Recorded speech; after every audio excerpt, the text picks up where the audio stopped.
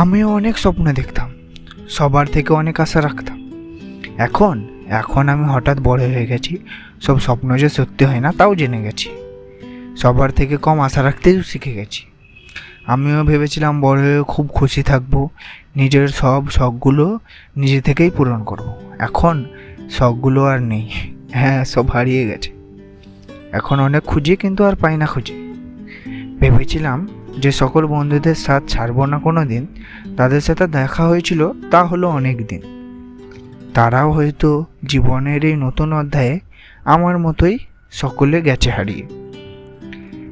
আমিও ছিলাম যে রাত্রে শান্তিতে ঘুমাতাম। এখন এখন তো ভুলেই গেছি কবে ঘুমিয়েছিলাম। আগে ছিল না ঠিক কোনো চিন্তা, কেটে যেত খুব খুশিতে দিনটাও। এখন তো কাটে না চিন্তা ছাড়া এক মুহূর্তটাও।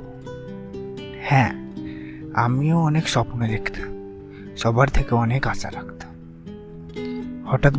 হঠাৎ বড় হয়ে গেছি। তাই তোমাদেরকেও বলছি, বড় হওয়ার আগে নিজের এই ছোটোবেলাটাকে খুব ভালো করে এনজয় করে নাও।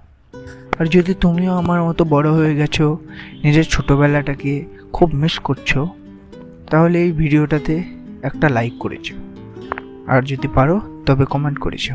ঠিক আছে?